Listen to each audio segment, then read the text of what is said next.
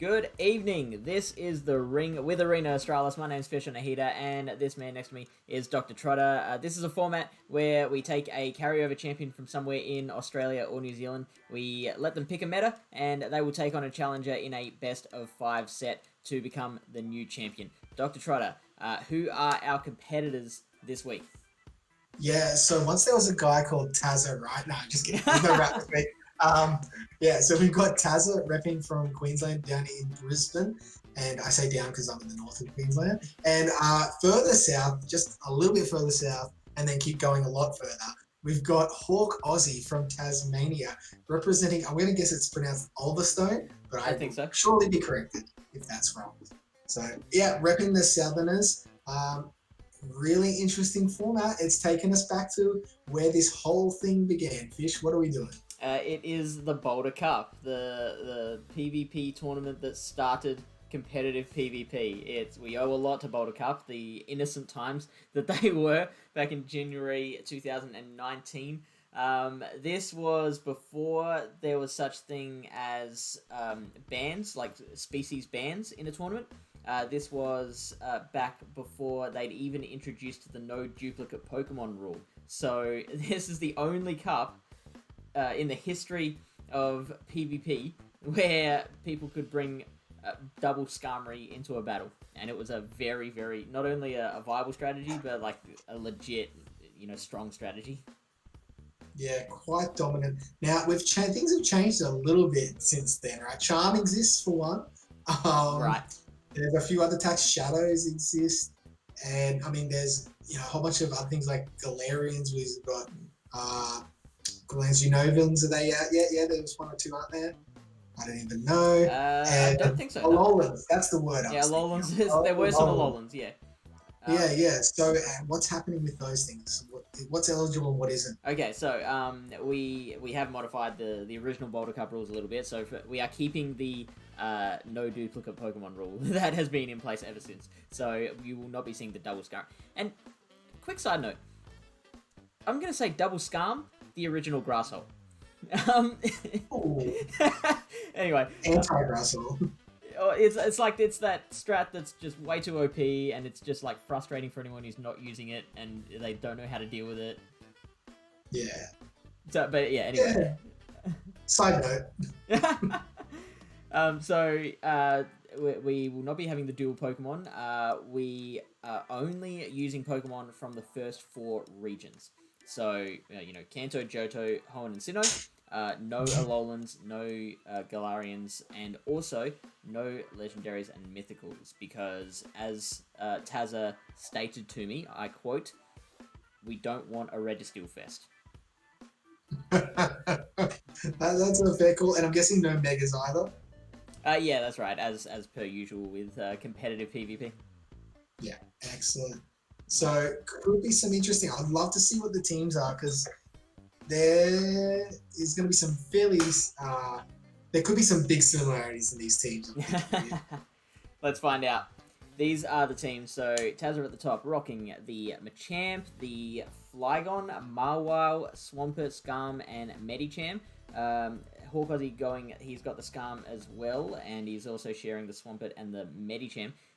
But he has Lucario, Gallade, and Torterra. Interesting that HawkAussie's going triple fighter here in a Skarmory meta.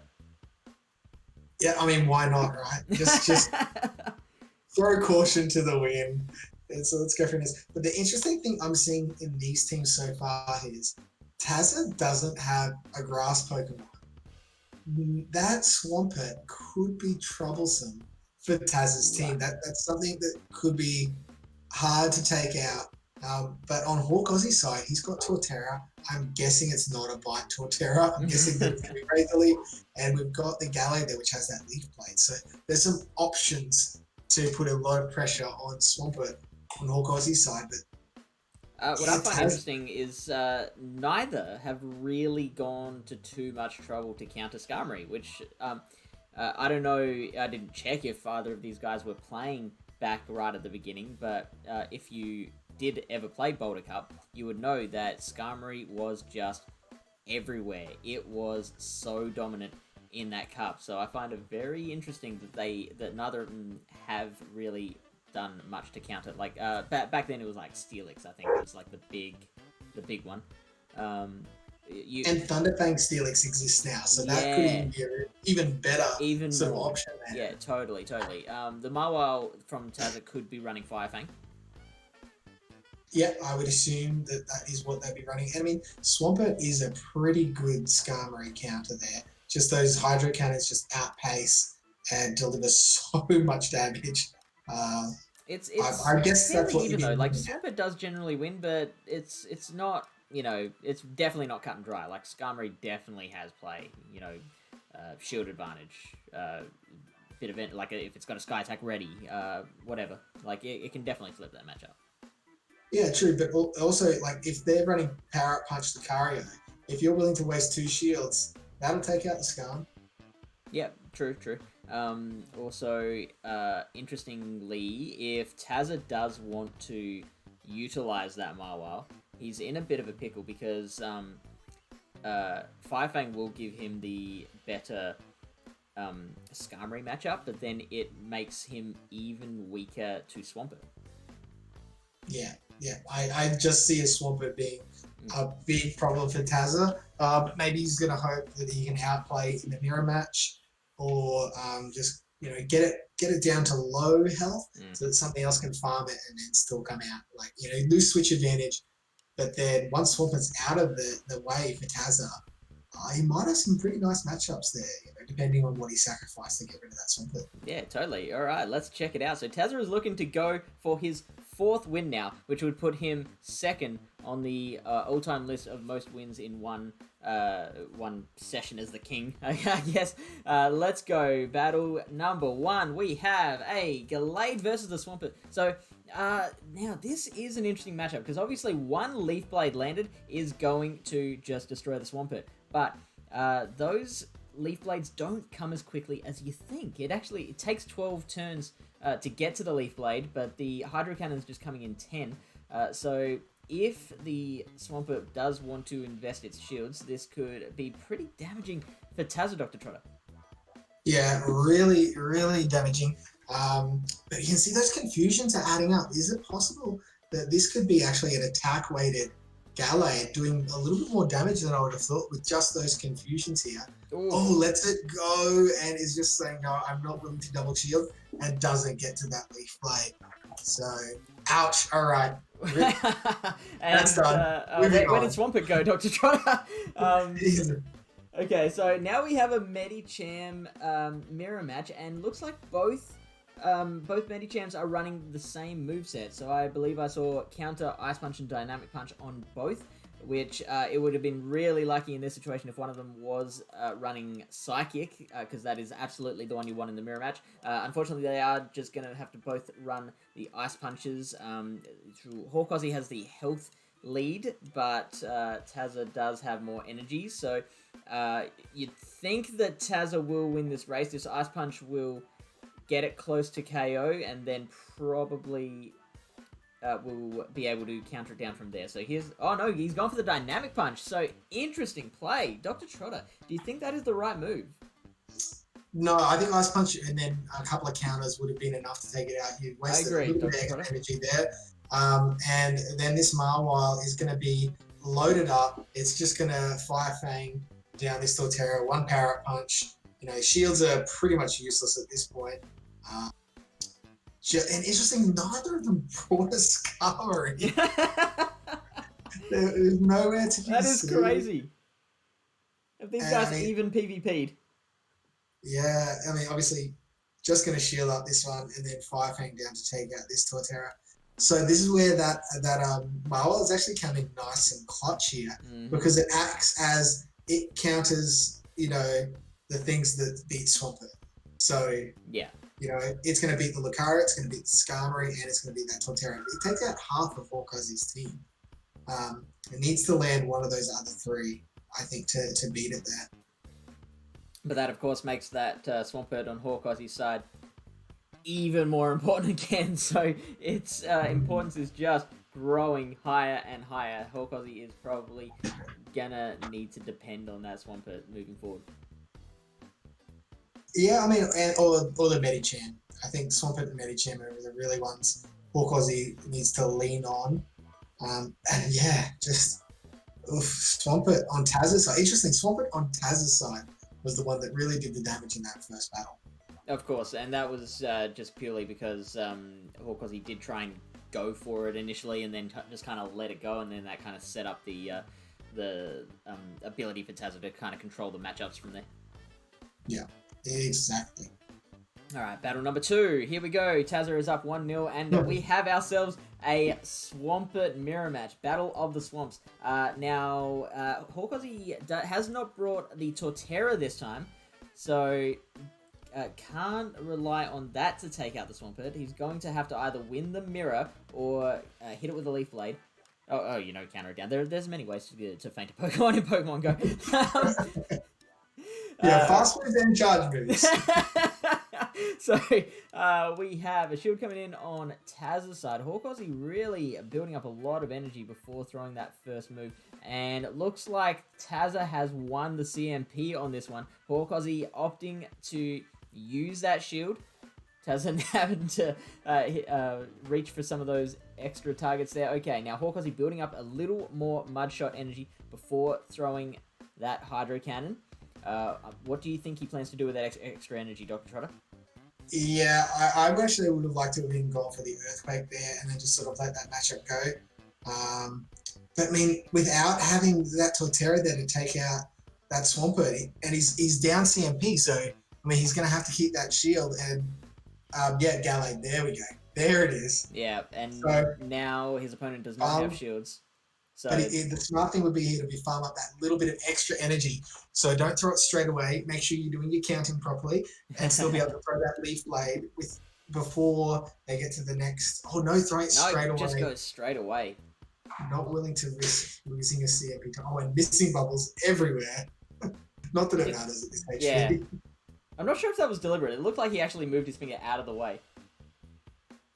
Like hoping that he could undercharge enough to possibly keep that thing. He didn't go to the video ref on that one. Interesting. Medicham coming out, taking extra damage from those confusions. And a Leaf Blade is actually going to take a really nice big chunk here. I mean, I don't know, does Ice Punch get the job done? Not one Ice Punch from here. The Gallade will still be conscious. Obviously, it will be low, though, so it's going to be a bit of a race. That confusion is probably going to win it. Oh, no, but we get the switch out. And now here is Mawile HawkAussie coming out with the Medicham, which is going to be enjoying this matchup. With shields down, one Dynamic Punch is going to take it out. Unfortunately, he has to build up to the Dynamic Punch because that Ice Punch will not KO. He could have, if he wanted to, kind of use the Ice Punch to leave it with a bit of HP and then farm it from there. Because now it looks like it's going to be a Battle of the Champs, and that one Ice Punch will take it out. The Tazza does get his Ice Punch off first, but that absolutely will not be enough. HawkAussie did have an Ice Punch ready as well, and that Medicham's going to go down.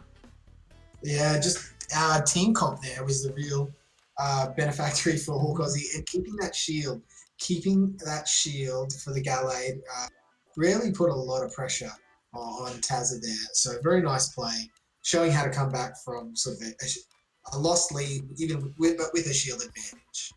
Well, he didn't lose the lead; it was a mirror.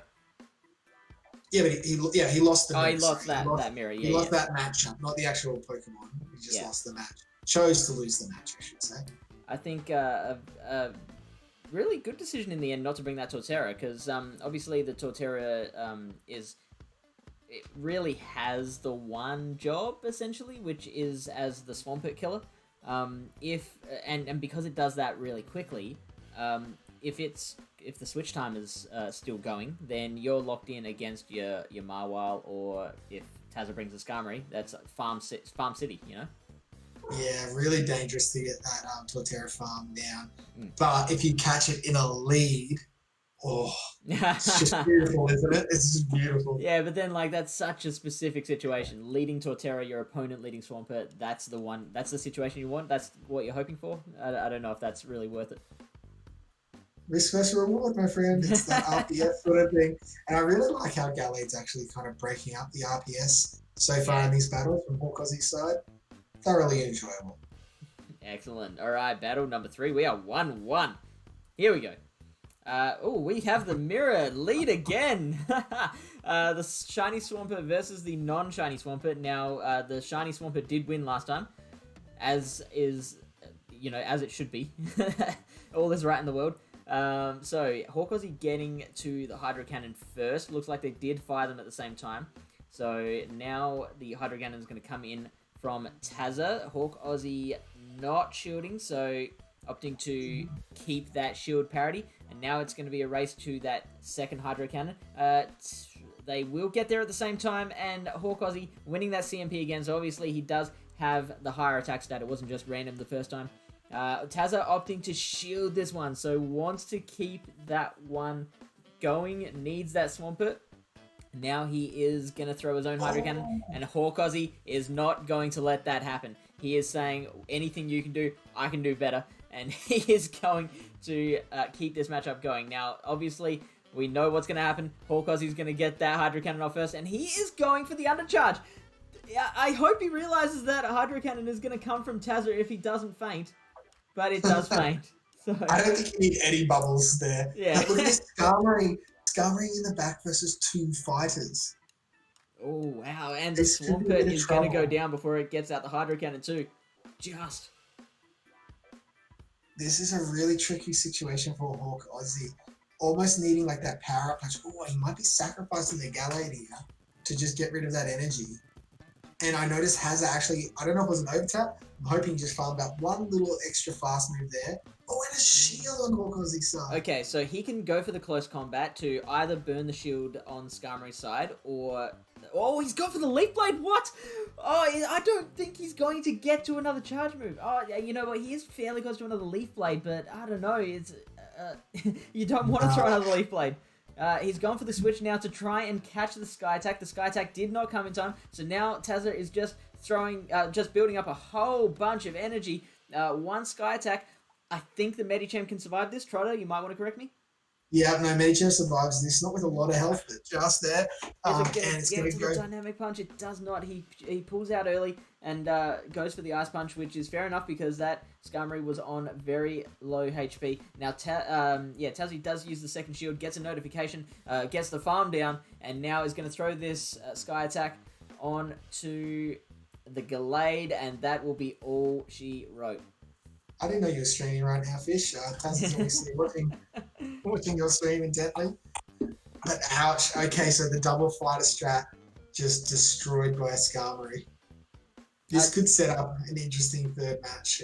I feel like it's going to force a change in these teams using that Skarmory. Did Tazza bring Skarm in Battle 2? Nope.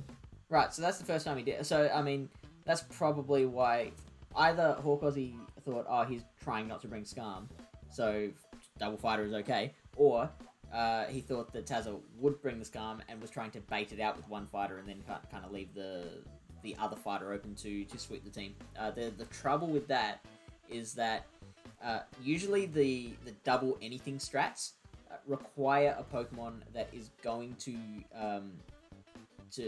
hit hard even against its counters. So like a Shiftry will, burn shields on a Skarmory and Altaria before it goes down, and so that kind of leaves them a little more open for the other grass Pokemon to do its work. Whereas with the double fighter strat in this situation, the Skarmory is really not troubled enough to worry Tazza. So he could probably just farm as much energy as he wants.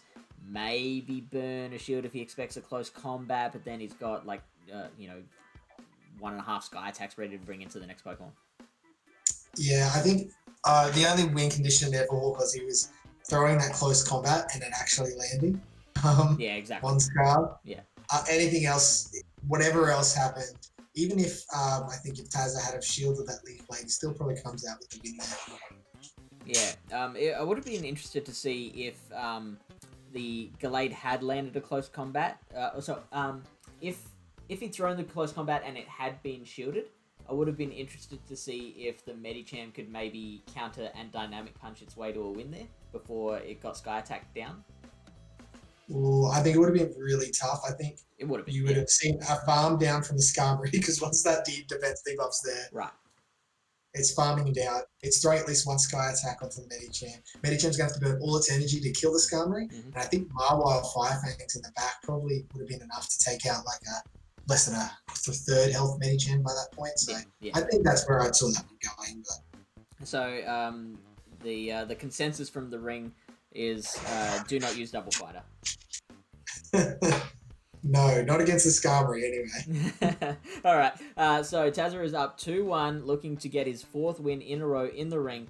Here is battle number 4. What have we got? Swampert versus... Whoa! HawkAussie has brought out the Lucario. Now, if the Lucario wants to double shield, it should win this one. The power-up punch is going to make those counters hurt even harder. You can see that even though the Mud Shot is super effective, it's still doing less damage than that counter is to the Swampert. So one power-up punch, obviously not going to be shielded.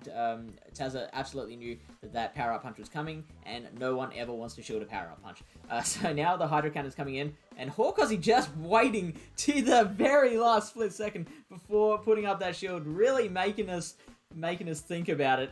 Now the switch out from Taz wants to keep that Swampert going, and the Marwile comes out. This obviously HawkAussie's got to get this Lucario out because that Marwile is just going to burn through it, Dr. Trotter. Yeah, it is, but he's going to have to bring out this Swampert, and that's the best option for Skarmory because there's a Gallade in the back. Interesting. So it's... Oh, wait. Whoa, tons of energy being charged up here on Tazza and HawkAussie side. We're getting a shield. I think we're going to see Dazzling Gleam here from... Play rough. Oh, no, Play rough. They're always exactly the same to me. And it's just going to go unshielded because this could really turn this match around. Whoa, it does! Oh, look at how much damage that did!